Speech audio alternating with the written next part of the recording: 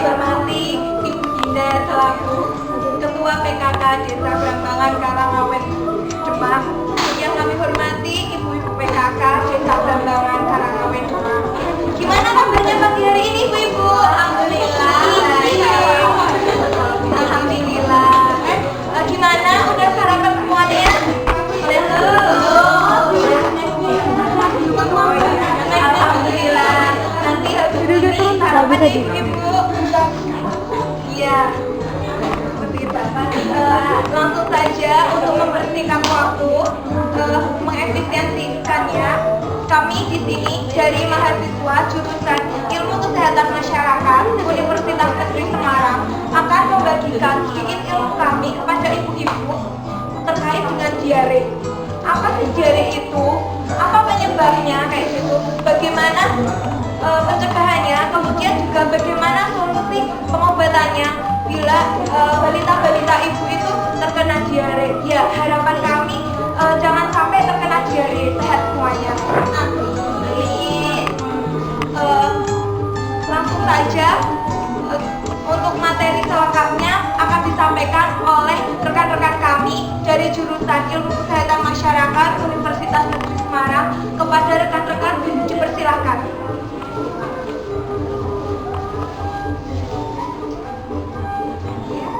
Selamat pagi semuanya ibu-ibu. Selamat pagi. Ya, sebelum kita melakukan program penyembuhan, kami meminta ibu-ibu untuk mengisi kuesioner sebelumnya. Pengetahuan ibu-ibu saja ya. Iya. Satu-satu.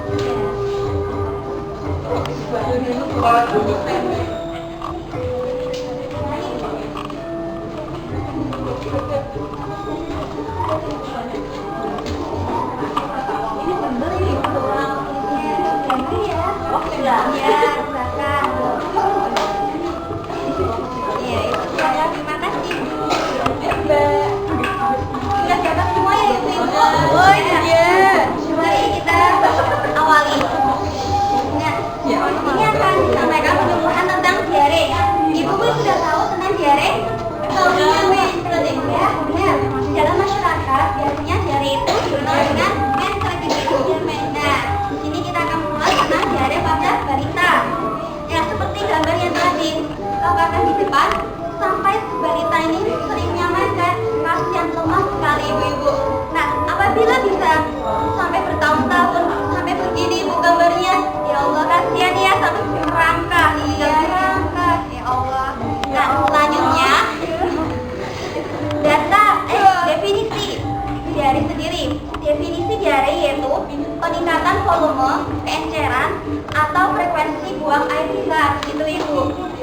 Data dari Puskesmas Desa Brambang, Karangasem, Dinas Kesehatan Kabupaten Demak tahun 2009 menyatakan 3 tahun sebelum itu, pada tahun 2007 ada studi kasus tentang diare sampai 22.000. Wah, banyak sekali ya ibu ya. Iya. Lalu pada tahun 2008 sendiri sampai 24.000 kasus diare pada balita. Dan pada tahun 2009 sendiri sampai 25.000. Itu pada balita sendiri bu. Jadi diare sangat banyak gitu ya. Dan diare itu penyebab kematian yang kedua ibu, sangat besar. Jadi apabila ibu-ibu sudah mempunyai balita, mohon balitanya itu hatinya dijaga agar diare tidak melanda, gitu ya ibu.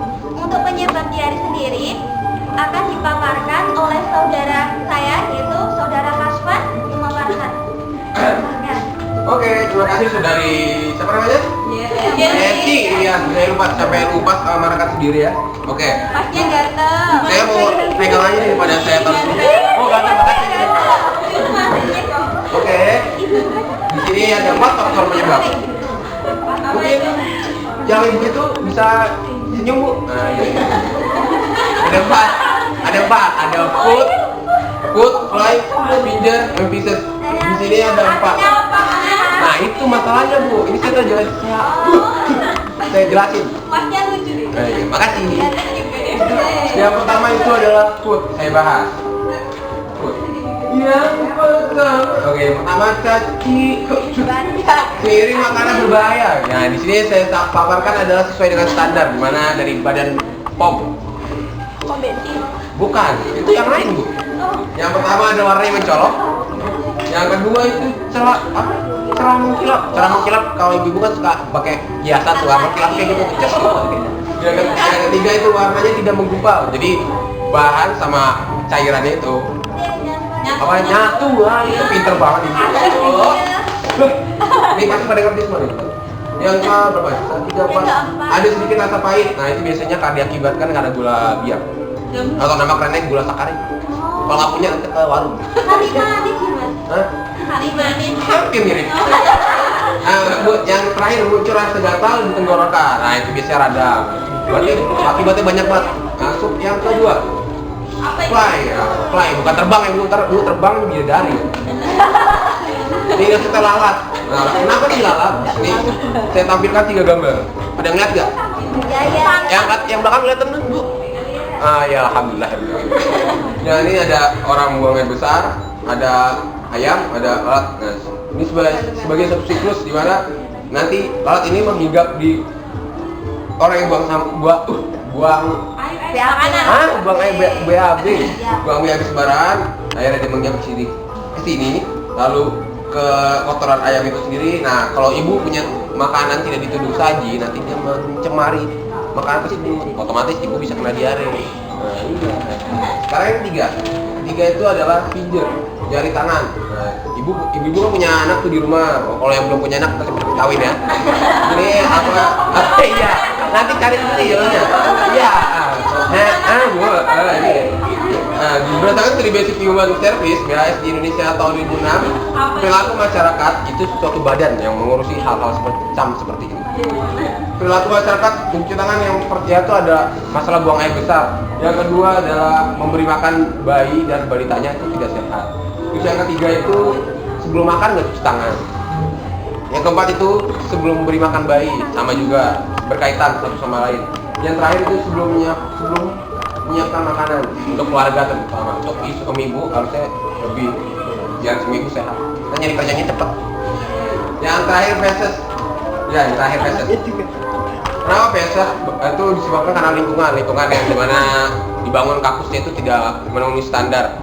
Jadi di sini ada meliputi sarana air bersih, sarana air nanti dijelaskan lagi lebih lanjut oleh rekan saya. Di sini ada jamban kualitas bakteriologis air, saluran pembuangan air limbah, dan kondisi rumah yang tentunya ramah lingkungan dan juga sehat. Nah, nanti ini untuk solusinya akan disampaikan oleh saudari saya, saudari siapa namanya? Kartika. Iya, Kartika. Sebelumnya saya mau tanya lagi. Tadi solusi penyebabnya apa? 4F. 4F bukan FC yang Korea ya. Oke, makasih untuk rekan saya. Bagaimana ibu masih semangat? Masih. Nah, saya minta buktinya. Kalau saya nanti ngomong F4, solusi cerdas, ibu-ibu serempak menjawab bayi sehat, ibu semangat. Setuju? Setuju. Nah, lebih semangat lagi silahkan ibu-ibu berdiri. Kita menyanyikan lagu Indonesia. Jadi tangannya nanti sambil ada gerakan ya, bisa lebih menyemangati mengikuti penyuluhan kali ini. Oke. F4, solusi cerdas, ibu sehat, ibu semangat. Tepuk tangan. Terima kasih, silakan duduk. Nah, untuk solusi cerdas bagaimana mengantisipasi agar anak-anak ibu maupun balita-balita tidak terjangkit penyakit diare itu apa? Yang pertama, seperti yang dijelaskan oleh saudara Kasvan, yaitu mengenai makanan. Makanan itu pada bayi tidak boleh sembarangan ibu. Kalau ibu sembarangan, nanti bisa mencret, bisa diare dan bolak-balik ke kamar mandi. Kasihan kan? Untuk menciptakan bayi yang ceria seperti ini, ada 5 hal tips makanannya, yaitu yang pertama, tidak terlalu banyak mengandung gula maupun garam. Nah, yang kedua itu bukan makanan instan atau siap saji. Jadi, ibu kalau ingin memberikan makanan pada bayi, tidak boleh memberikan mie sedap, mie pop mie ataupun makanan-makanan instan. Harus dimasak dengan bersih dan halal. Nah, berikutnya itu makanan yang sehat itu bebas dari bahan pengawet maupun bahan organik lainnya. Nah, bagi ibu-ibu yang memiliki balita, ayo jangan lupa untuk ASI eksklusifnya ditingkatkan 2 tahun. Berapa ibu ASInya? 2 tahun.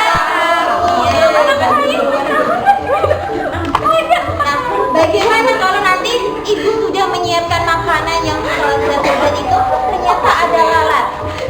Tipsnya, ibu bisa menggunakan tudung saji untuk menutupi makanan tersebut, sehingga lalat-lalat yang membawa penyakit-penyakit bagi anak-anak ibu tersayang itu bisa lebih dihindari.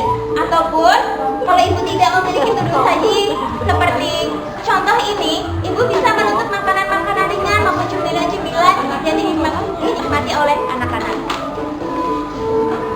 Nah, mengenai pinggir maupun jari tangan itu sendiri, nah perhatikan tangan kita bersih apa tidak? Ya Allah, bersih. Nah, itu baru insya Allah maupun kemungkinannya. Padahal banyak sekali bakteri-bakteri di tangan kita semua ibu. Untuk itu bagaimana cara ini bisa mengantisipasi diare? Kita persilakan untuk saudari Dian, maaf, Dita Isfa. Selamat pagi ibu-ibu semua. Pagi. Makin semangat ya. Perkenalkan, saya Dita dan rekan saya yang cantik Isma Fauzia, dan di sini kami akan menjelaskan tentang bagaimana cara mencuci tangan yang baik dan benar. Ya, tadi kan udah sarapan ya, udah cuci tangan apa belum? Sudah.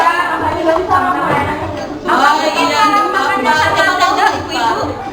sama sendok makanya. Sendok di suatu Jadi ya ibu-ibu, meskipun di sini kita makannya pakai sendok, tapi tetap kita harus mencuci tangan. Ya kan tahu sendiri kalau cuci tangan itu bagaimana Mbak Dita? Ya, cuci tangan itu ada etikanya yang baik dan benar. Nah, apa aja yang dibutuhkan yaitu air yang mengalir, biasanya pakai keran ya, dan juga tentunya apa? Pakai sabun supaya bersih. Karena kita tidak tahu di dalam kita itu ada apa aja sih, ada bakteri, ada cacing. Nah, ibu-ibu kan bisa membayangkan seandainya cacing itu masuk ke tubuh kita. Nah, bagaimana? Terus kan akhirnya perut kita jadi sakit dan akhirnya kita mencret. Nah, langsung saja ya ibu. Silakan berdiri ibu, ikuti saya. Ya, ayo berdiri ibu, bisa. Ya biar tambah semangat dong. Ya ikuti saya. Ini adalah cara cuci tangan yang baik dan benar. Ayo ibu yang pakai kacamata cantik deh kalau berdiri. Ya, tangannya kan udah ada air yang mengalir, basahi tangan dulu. Nah, Jadi seperti ini ya ibu-ibu, kita membasahi tangannya. Ambil sabun, ratakan tangan kita dengan sabun. Bukan begitu ibu, jadi seperti ini meratakannya. Dari kanan dan kiri ke sela-selanya, ke bagian dalam telapak tangan ibu, seperti ini kanan ya. dan kiri. Oh, tadi jempolnya kan belum. Nah, sekarang jempolnya. Jadi jangan keras-keras ya bu, nanti juga copot loh hati-hati. Terus ini bu, ini ya, diputer-puter, tapi pikiran jangan muter ya bu. Iya, seperti ini ya. Kemudian pergelangan ibu, pergelangan.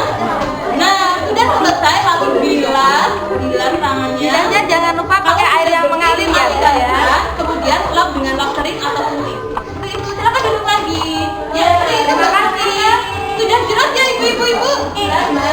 Ya, alhamdulillah. Silakan nanti kalau sudah keluar dari penyuluhan ini bisa diterapkan di rumahnya masing-masing. Bapak ibu bapaknya dikasih tahu suaminya, anak-anaknya. Jadi sebelum makan, sesudah makan, sebelum memandikan bayi, sebelum sesudah buang air besar juga biar nggak menter. Itu Mbak Satika. Nah, bagaimana ibu sudah paham bukan? Bagaimana cara mencuci tangan yang baik itu?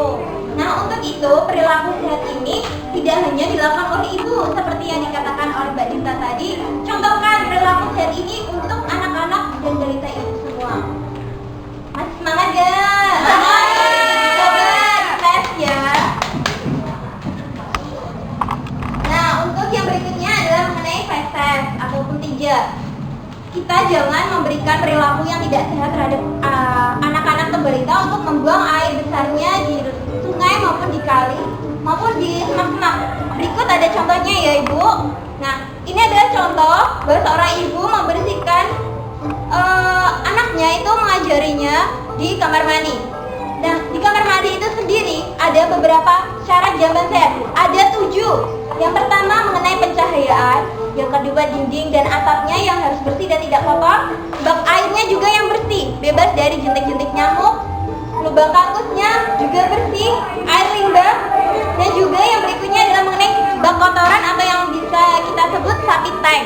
Dan mengenai syarat berikutnya adalah mengenai bak perambesan.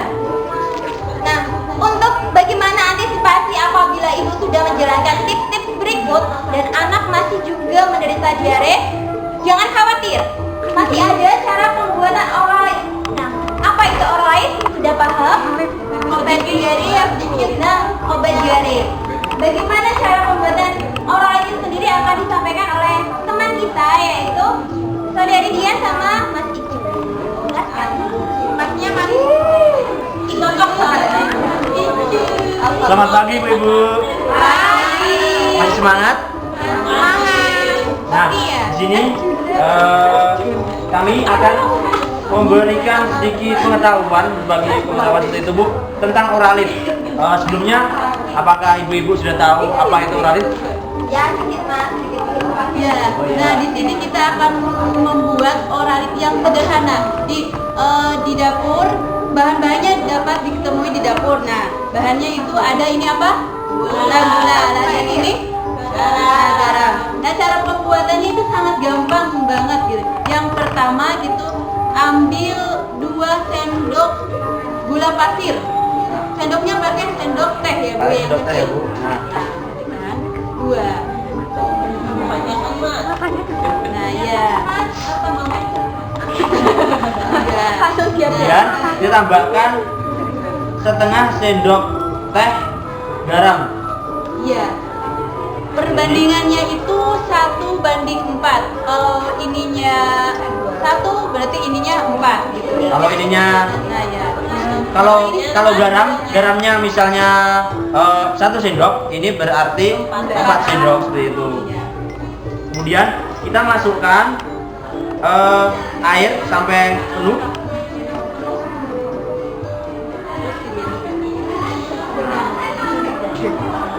Dan kita aduk-aduk sampai larut. Ya, airnya sekitar 200 ml ya. Diaduk-aduk sampai larut.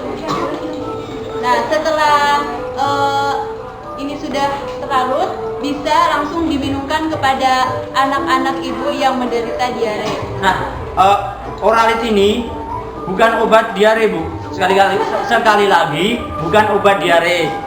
Oralid ini bertujuan untuk menggantikan cairan tubuh si penderita diare tadi supaya tidak lemas. Nah, biasanya kalau diare itu kan sering buang air. Nah, itu kan cairan tubuhnya berkurang secara drastis. Kan lemas, terus diganti minum ini supaya untuk menggantikan cairan tubuh yang hilang Terus tadi. garamnya fungsinya buat apa? Untuk ini kan cairan tubuh kan susunannya itu ada mirip seperti susunan cairan tubuh seperti itu Bu. Nah, ini diminumkan tiap kali buang air seperti itu. Bagaimana Ibu-ibu? Nah, terima kasih. Itu dari kami. Kita kembalikan ke saudari Tika. Iya. Terima kasih atas beberapa pelatihannya ya Mas Mbak. Coba sekarang Ibu mengenai materi-materi tadi, di lembar berikutnya itu ada beberapa pertanyaan dan saya mohon untuk beberapa waktu singkat ini diisi sesuai pemahaman yang telah diberikan penjelasan tadi. Ya, silakan.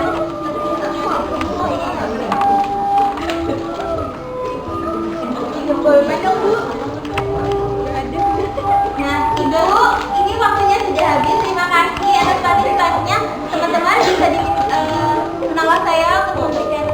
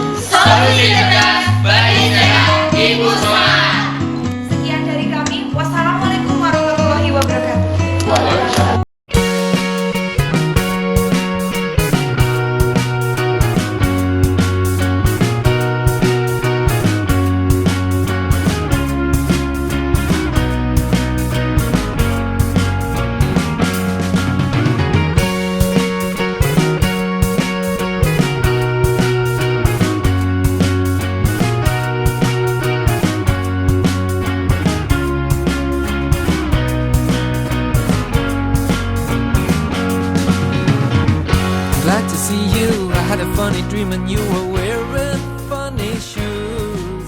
You were going to a dance. You were dressed like a punk, but you were